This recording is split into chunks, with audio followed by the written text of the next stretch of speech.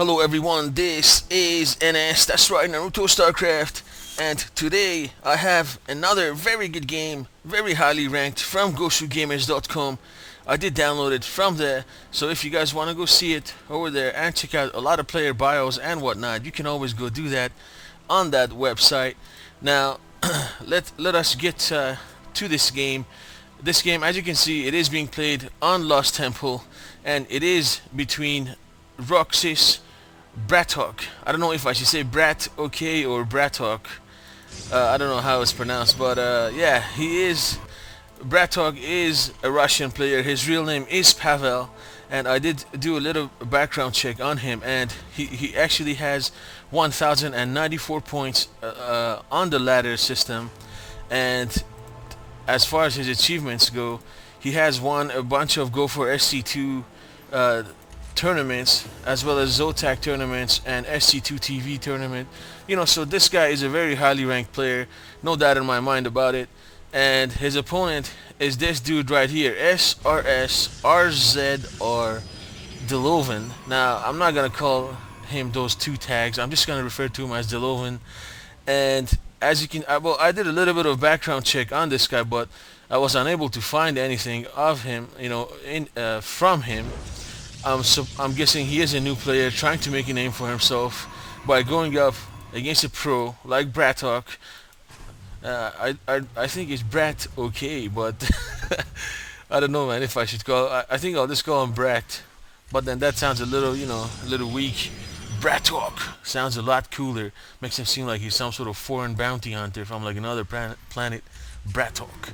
But yeah, with the introductions being set out, now I'm going to look at the build order a little bit. So far, standard build order for Dlovan, as he is getting his cybernetic score, gateway, and all that. See, this right here is the basics for all Protoss builds. From here, it diversifies to other builds. But yeah, here we have what's BratOK going for. He has the barracks down. He is just trying to explore, I should say. And Dlovan, there we go, doing that old assimilator trick, which is quite a good trick because the assimilator delays the gas for Terran by quite a bit, and the assimilator also has the most hit points. So if you think about it that way, it does delay the Terran player a lot. He can't scout with his units and whatnot. He has to kill his assimilator. So it's all good, man. It's always a good strategy to go that way. Now here we have BratOK putting his factory down. I'm assuming he's going to be maybe getting tanks or Hellions. Who knows, right? Depending on his playstyle and what Dlovan gets, we'll see about that. But yeah, so far BratOK has explored everything in Dlovan's base, and as you can see right here, Dlovan is researching the warp gate, and he also has popped out his first stalker. And stalkers are always a good unit against Terrans because, well, they have their range, they're quite fast, and they could they can attack both air and ground, right? So assuming your opponent goes for a couple of Vikings, you could to shoot down your Colossus, for example, you could always use the stalkers to kill them, to kill the Vikings. So here we have this SCV taking a chill, being near these geysers. These geysers are probably getting into his mind. He's probably getting high, but who knows, right? I could be wrong. And now, here we have BratOK. So far, he's sticking with just Marines. No reactor lab, a tech lab or a reactor lab. No reactor or tech lab. Well, there goes the reactor on it, so it's all good. Here we have him putting a tech lab on the starport, and the factory is still bare. It doesn't have anything on it. And looking at Dlovan's base, rather, looks like he's going for a 4-gate or a 3-gate factory. Robotics, there's the 4th gate. Yeah, so he's getting 4-gate. He is getting the fast expand. I do believe that they are setting up, well, looking at these kind of build orders, man, it does look like that it is going to be a kind of macro-based game, at least at the initial part anyway. So here we have Dlovan, BratOK, or BratOK. Yeah, BratOK is cooler, don't you guys think? BratOK getting his first medevac, and he is doing a little bit of scouting with that factory, which is strange. I would have been popping tanks or something from it, but I am not BratOK. BratOK, and he is a pro. Like I've said in his credentials, man, he could take out most people easily. And let's look at the income tab. The income tab, BratOK is actually ahead so far because his natural has been up, and as you guys see right here, it is being semi-saturized by these probes, so he is ahead in that department. Not to mention he also has more workers. Here we have this factory still creeping its way down to this area. I'm guessing maybe he wants to land here somewhere and do a little bit of Hellion harass directly into the base of Dlovan. That's always a good idea, man, because if you landed like here or somewhere, they'll pop and they'll go directly to the mineral line and start harassing. But I do believe that, yeah, Dlovan is going to see it, so he is going to be able to push it back.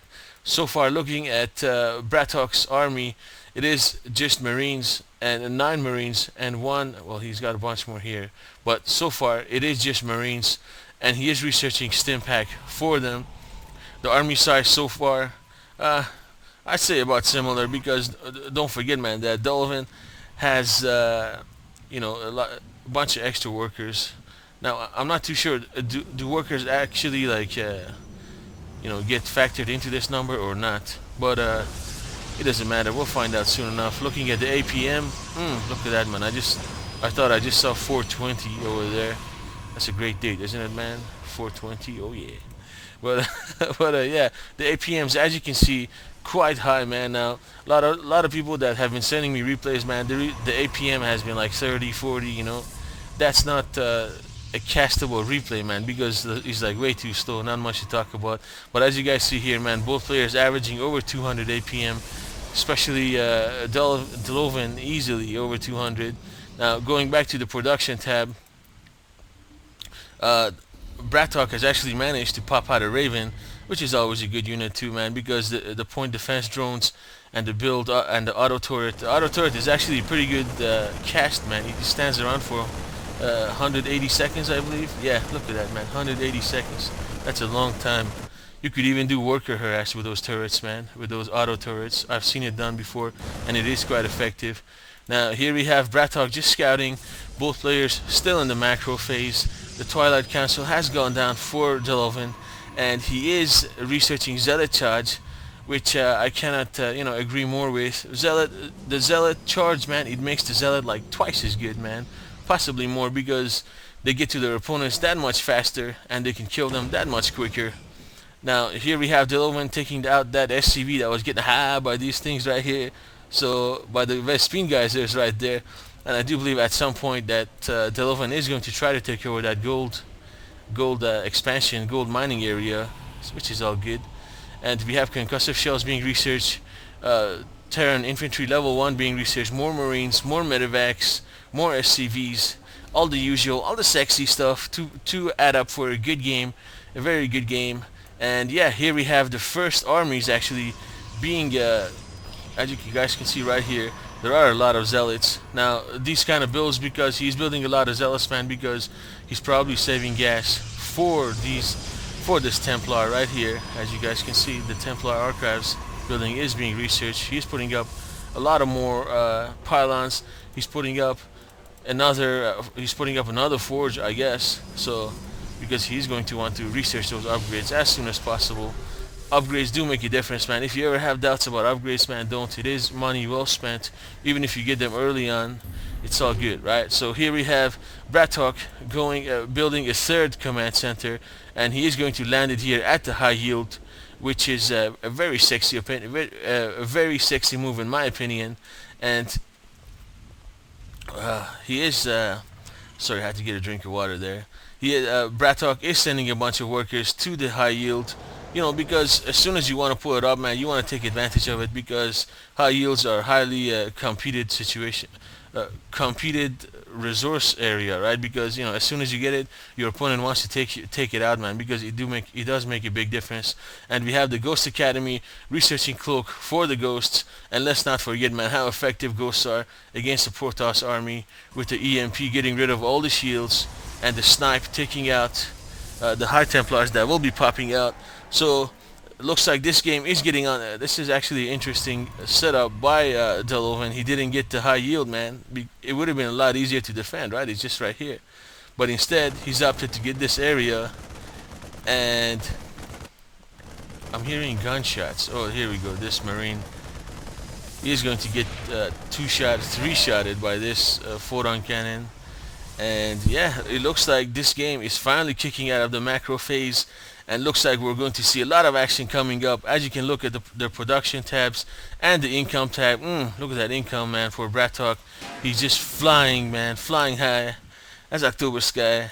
And look at this, man, ton of army, proxy pylon being put up for Dlovan. He is sending more and more probes to this mining area to fully utilize the gathering of resources and whatnot. So we even have the Kaydarian, KH is pronounced as Ch, like German, so Kaydarian amulet being researched.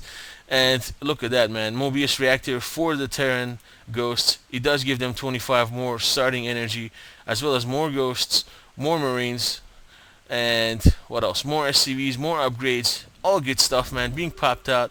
And let's look at this very large army, man, from Dlovan. It's a large army, man. Look at that army size already. 182. So here we go, boys.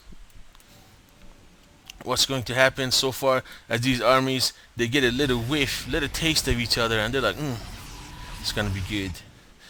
But yeah, here we have Dlovan taking full advantage of this area and mining it. So it's all gonna be good for him, because, well, he should have just, honestly, man, he should have taken over this high yield area first before getting this regular expansion, because, you know, it's high yield, man. Why wouldn't you want to get it as soon as possible? There went the scan, and the observer got killed. BratOK is being particularly aware of the observers because he has ghosts, and I'm assuming he wants the ghosts to be safe, so he's gonna cloak them and try to do damage. Here we have BratOK doing a all marine drop on this area for Dlovan, and the Marines stem up and they try to go forward to do some damage, and there goes the first psionic storm of the game. And that's right, boys, that's how I do like to say psionic storm, psionic storm. And I would like some feedback on that to see what you guys think. But yeah, the Marines are taking down, they did take down a couple of buildings. Oh, there goes another psionic storm. And and the Marines are trying to take down the Nexus, but Dlovan brings his forces here, and those Marines get into that medevac and fly away safely. Here we have BratOK putting a defensive barrier of turrets in this area, you know, to prevent air movement from Dlovan to that area. Well, I'm guessing towards his expansions as he's building here, which is a good idea. He also got that other expansion on the top corner, if you guys pay attention, top left corner. But here we have a fight. There's a ton of zealots, man, ton of ghosts. They threw down a couple of EMPs, and now as you can see, they are picking up these High Templars in the back, man. The snipe, the shooting, everything, the High Templars are going down. I don't understand why Dlovan just doesn't turn around and fight. I do believe he could take that Terran force. He didn't need to run down here and get himself in a very bad position. Look, his zealots are all trapped behind. But yeah, here we go. The zealots charge in like jeez. The sonic storm going down. More and more storms. And the Raven is getting away. He is getting hit. The zealots charging in after the Marine bio ball. And look at that, man. The zealots are charging and chopping them down like a hot knife through butter, man. The Terran army has all fallen. But look at this.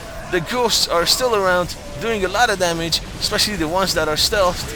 But it does look like now, man, that their energies are quite low, and they are going to be revealed quite soon. But at the same time, we have BratOK trying to do another attack on this expansion. Is he going to be able to take it down?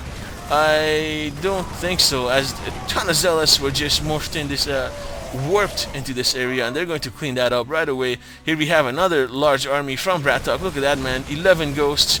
They are shooting. The ghosts are actually a pretty good counter to light units, which is zealots. So they do a lot of damage. And look at this area, man. How many barracks is that? 10 barracks. Here we have another big fight. EMPs going down. The zealots charging in. The ghosts cloaking. They throw the EMP on the High Templars. The High Templars have zero energy to do any psionic storm, and Look at that. When they don't have energy, man, it's always a good idea to pop them into Archons because, well, what can they do, man? They're useless at that point if they have no energy. Here we have a couple of ghosts. Still, one of them is still